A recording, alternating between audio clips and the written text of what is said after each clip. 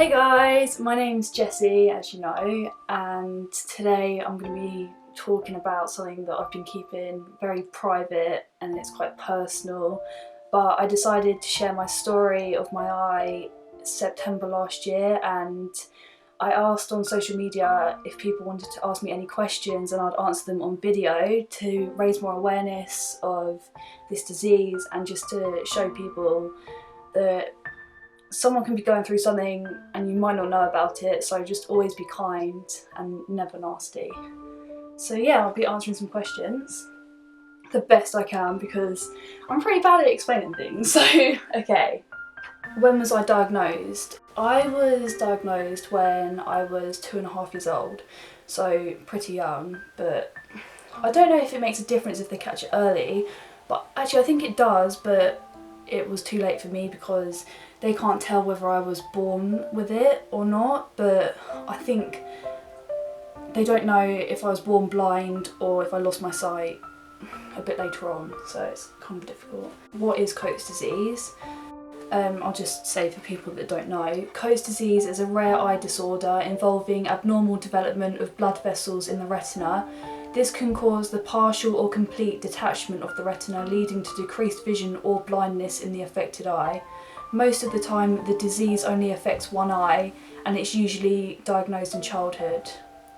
So yeah, that is quite hard to understand. But the yellow bit of my eye, I think it's where the retina's detached. I mean, I never understood when I was a child when this was being explained to my parent, but I never really understood it, so it's kind of hard to explain now because I don't know that much about it still, apart from that I'm blind and it just looks different. So how many operations have I had on my eye? Luckily, I've only had one operation, and that was when I was 5 to remove the squint in my eye, whereas I know a lot of people with Coats disease have had a lot of operations, but I'm kind of lucky that I haven't had to. What were the signs? Well, when I was 2, I used to cry a lot and I never wanted to be awake, and I used to be ill, and my mum noticed a squint in my eye, so she spoke to a health visitor and they just brushed it off and said it was nothing, which isn't very helpful, but they just said that a lot of children get squint, so I mean they can't really do anything about that. Did the doctors know what it was straight away? No, they didn't. I got taken to my local hospital, but they said that it was out of their hands, so I had to go to London Eye Hospital, and then they found out during tests and that I had Coats disease. What are the things that family and friends can do to show support? All I can really say to this is don't ever try and tell someone how to feel or put words in someone's mouth, because Coats disease is difficult because you could be feeling okay one minute and then not okay the next. So just show support by just being caring and just try and understand as much as possible about what someone's going through, because it's really hard and I'm not going to sugarcoat it. It's been difficult. What are the things we shouldn't say? What are the things we shouldn't say? I mean, just don't be rude, that's all I can say. And what I can say from growing up with it is just teach your children to be understanding and accepting of everyone, because I struggled so much in primary and secondary school with bullying because I didn't look the same as everyone else. So just teach your children and the people around you to be accepting of everyone, because that's what I struggled with the most. What were my treatments like? I don't remember when I was younger because I was only 4 and 5 years old, but I haven't had many now because they sort of did most of it when I was younger, so all I can remember is it was fine. How long was I wearing a contact lens for? So I started wearing a contact lens when I was 8 years old, which is really young, and it's kind of sad because I cared so much about what people thought at that young. It's just horrible to think about. And I mean, I stopped wearing it only recently, so 16 years, no, not 16 years, 11 years I was wearing a contact lens for. yeah, quite a long time, most of my life, but I can't wear it anymore because my eye is constantly painful, which is not nice. Was I able to verbalise something was wrong, or was it found during routine exam?